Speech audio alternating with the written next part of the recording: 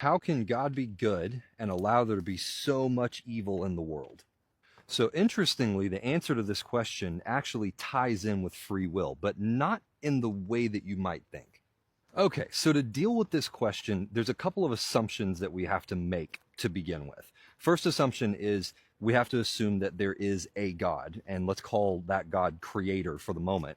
So we have to assume that somebody created all of this stuff, and that the things that we're seeing that we perceive as evil have some type of quantifiable, objective constant from which to be basically assessed as evil, right? Because, for example, if there is no rule, like if there's no universal rule, if there's no universal law, if there's no universal right and wrong, then if I think stealing a bicycle is okay and you think that it's not okay, there is nobody to say which one of us is right. And ultimately, it just becomes might makes right. Whoever is the mightiest gets to make the rules. So there's not a universal rule. The rule is just whoever's bigger and stronger gets to make the rule. So the first fundamental assumption we have to make in order to answer this question is that there is a God, and that God has placed into creation a fundamental understanding of good and evil. So, executing people that are innocent is evil, right? Genocide is evil. These are evil things. And I think, generally speaking, the vast majority of humanity would agree that these are indeed evil things. Whereas, on the other hand, helping people who are not able to help themselves is good. Um, Everybody living peacefully with one another is good, right? These are all things that we kind of universally can look at and say, yeah, I think the vast majority of humans would go, yeah, this is good and this is evil. I recognize, of course, that there are exceptions to this rule, and I'm not suggesting that there's a universal constant that everybody agrees with. I'm simply pointing out that for us to make the objective assessment that there is evil in the world, which causes us to ask the question, how can a good God allow all of this evil?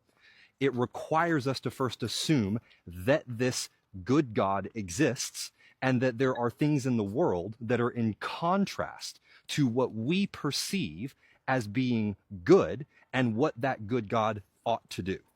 Which brings us to our next fundamental assumption, which is that if this God does exist, if there is a God who created the entire universe, then that means that he has to be outside of the universe. You cannot create from within, for lack of a better word, not something at this scale or magnitude. You would have to be acting on it from the outside. Now, this assumption is extremely important because it's this assumption that helps us to properly position ourselves when we are assessing this question. And here's what I mean. Oftentimes, when people ask this question, how can a good God allow so much evil in the world? They're asking it from a morally superior position, essentially looking at the situation and saying, I've evaluated the evil in the world, and as a result of my evaluation, I've determined that either you don't exist, God being the you, or you're not good. But this is problematic because you can't simultaneously hold the concept that there is a being who created the time and space and matter in which you occupy while simultaneously being the created matter and holding the view that you somehow have a morally superior position from which to evaluate the one that created everything, which, not to mention, includes your conception of good and evil.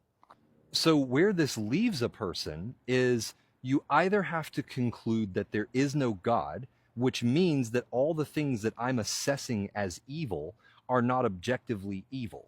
They're just things that I don't personally like or things that I personally think are bad.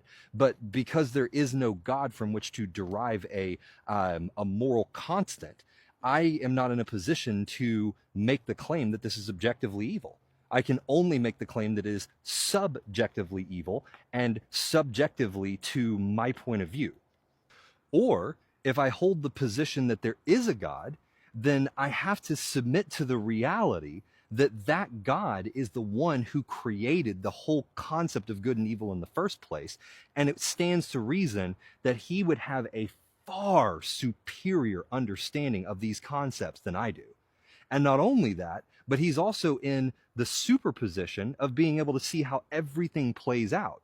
And so, even in that effect, in every possible way, I am inferior to him in every way.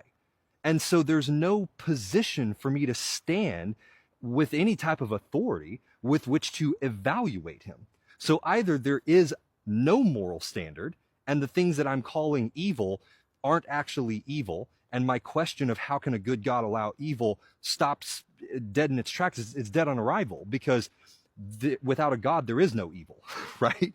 Or at least no way to objectively call it evil, because there's no moral standard. Or if there is a God, I'm not in a position to evaluate the goodness or evilness of him, because I am inferior to him in every possible way. So, with those two fundamental assumptions, we can now begin to approach the question, how can such a good God allow all of this evil to exist in the world? And we can approach it from the right position of the learner, not someone who is approaching it from a place of moral superiority that we don't have. Okay, so to understand good and evil, we first have to understand, why did God make anything? Because all of the things that we see, this universe that we occupy, all of this material space that we occupy, was created by God. And God, if he truly is God, doesn't need anything from anyone. So he creates from a position of perfection, a position of being fully complete within himself, which means that anything he made was made out of desire, not out of need. Otherwise, he wouldn't be God. So if we look at creation, we then have to ask the question, all right, well then, why did God make creation? Why did he create all this stuff? Why did he make people? Why did he make angels? Why did he make all these things? Well, there's a couple of scriptures that indicate to us potentially why he might have made some things. So in Romans, it says that everything in creation demonstrates his invisible qualities, both his eternal power and his divine nature.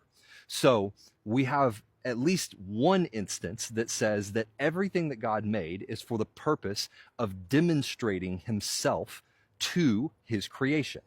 Then if we pop over to Ephesians, it says that the existence of the Messianic community is to demonstrate God's multifaceted or manifold wisdom to the angels. So that would be us, those of us who believe in God, those of us who are in Christ. The whole purpose for us being a people and existing as a people in Christ is to demonstrate God's wisdom to the angels. So now we have a specific target for his creation that his wisdom is being demonstrated to. So God creates, and then he demonstrates aspects of himself to what he's created through what he's created.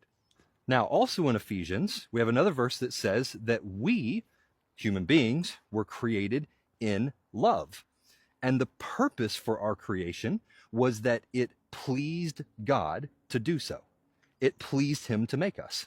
And it served his, if I remember correctly, it's his like eternal purpose or something to that effect, since the foundations of the universe or beforehand. And so it kind of indicates this concept that God had an idea and a purpose and an intention, and he had that intention prior to creating anything.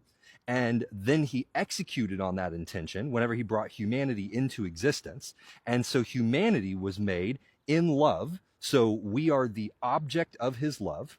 It also says that his intention with us was to make us into his sons. And we're not talking about biological sons, we're talking about positional sons. So essentially to make us into his children, his family members.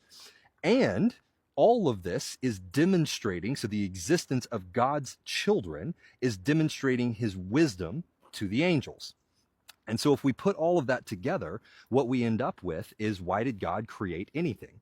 He created everything that we understand anyway for the purpose of demonstrating his divine nature and eternal power. So he was demonstrating himself to his creation through his creation.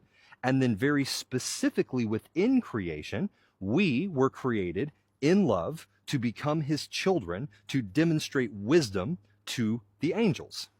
So when we start looking at questions of good and evil, we have to look at everything through the lens of what God created everything for in the first place. If we don't have that lens, if we look at things through the wrong lens, you come up with the wrong answers. You've got to have the right context. So the context for creation is God demonstrating his eternal power and his divine nature to his creation through his children and also to his angels.